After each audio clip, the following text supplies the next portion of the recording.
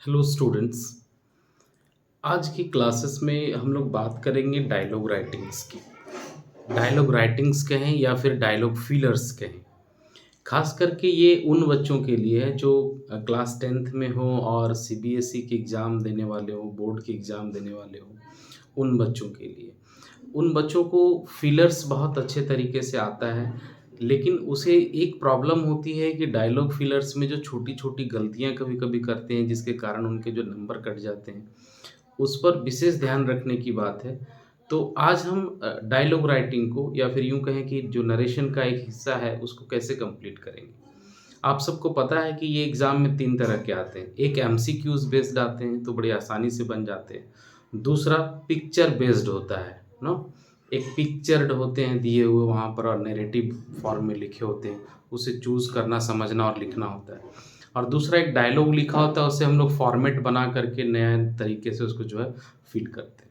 तो जो हम लोग चूँकि पिक्चर बेस्ड कहें या फिर हम लोग ये डायलॉग टाइप का दिया हो, दोनों ईज़ी होता है। पिक्चर में भी वो डायलॉग ही मेंशन्ड होते हैं। तो बात करते हैं इसे हम लोग कैसे समझेंगे और ये बड़ी आसान है। अगर मैं इसे कहूँ तो it's a very easy process to uh, you can do that very easily. अगर हम लोग उसे देखते हैं, जैसे फॉर एग्ज़ाम्पल मैं पीछे देखे होंगे, मैं क्वेश्चंस लिख करके ऑलरेडी रखा हूँ। जैसे डायलॉग राइटिंग और नरेशन मैंने लिख दिया वहाँ पे। नेहा और नमिता यहाँ 2 कैरेक्टर हैं। नेहा कहती हैं I am really looking forward, यहाँ पर एक वर्ड छूटा हुआ है, I am really looking forward to the class picnic tomorrow. Namita reply करती हैं yes, after a long time we will be meeting our friends and teachers. Okay, अब देखिएगा, थोड़ा समझने का कोशिश करिएगा कि अगर हम लोग बात करते हैं कि सर ये जो सेंटेंस है ये एक कन्वर्सेशन टॉप में दिया हुआ है, इन फॉर्म ऑफ कन्वर्सेशन है। इसे इस तरीके से जब फील करने के लिए दिया जाता है तो हम लोग कैसे मिस्टेक्स वहां पर करते हैं।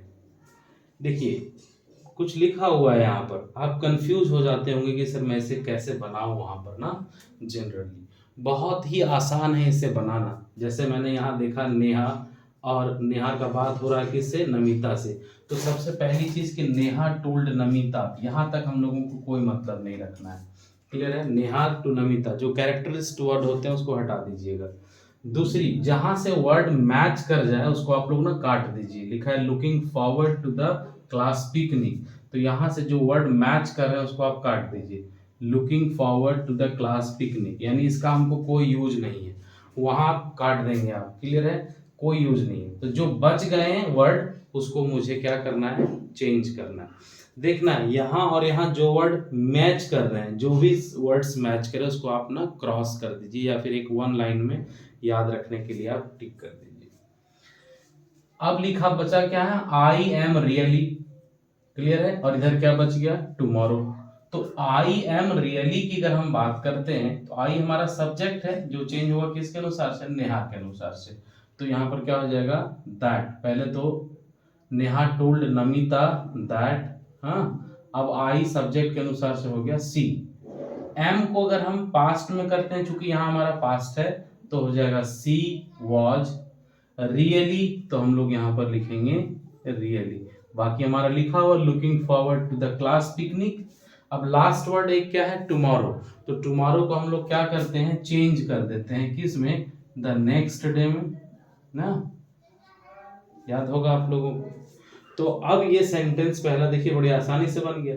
Neha told Namita that she was really looking forward to the class picnic next day. अब नेक्स्ट देखिए, कह रहे कि नमिता ने अग्री किया, Namita agreed that. Namita agreed that, yes का मतलब हो गया अग्रीड करना। आफ्टर अ लॉन्ग टाइम, यहां तक मैच कर रहा है, इसको काट दीजिए। After a long time. अब उधर जो नहीं मैच कर रहा उसको छोड़ दिए। फिर लिखा फ्रेंड्स एंड टीचर्स, यहां पर दिख रहा है फ्रेंड्स एंड टीचर्स, इसको भी आप काट दीजिए। बच गया वी विल बी मीटिंग। अब समझिएगा कि वी जो है वो क्या है? फर्स्ट पर्सन का प्लूरल फॉर्म है, तो फर्स्ट पर्सन से चेंज होगा सब्जेक्ट के अनुसार से। सब्जेक्ट यहाँ पर कौन है? सी। तो सी को अगर हम प्लूरल करते हैं तो हो जाता है दे, यानी कि यहां पर होगा दे ना। वी को चेंज करेंगे पास्ट में तो हो जाएगा दे वुड, बी सेम रहेंगे, मीटिंग भी सेम होगा, दे वुड बी मीटिंग। अब यहाँ पर आवर है, क्योंकि वी के अनुसार से हम लोगों ने क्या किया था, दे किया था, तो आवर के अनुसार से यहाँ पर क्या हो जाएगा, दियर हो जाएंगे ना। तो हम लोग यहाँ पर लिखेंगे दियर। क्लियर हो गया। देखिए अब आप आसानी से समझ रहे होंगे कि ये सिर्फ आपको इन दोनों में ध्यान क्या देना है। जनरली जब हम नरेशन चेंज करते हैं ना, आप सबको मैं थोड़ा सा वापस ले जाता हूँ। नरेशन चेंज करते हैं तो किन किन बातों का ध्यान रखते हैं।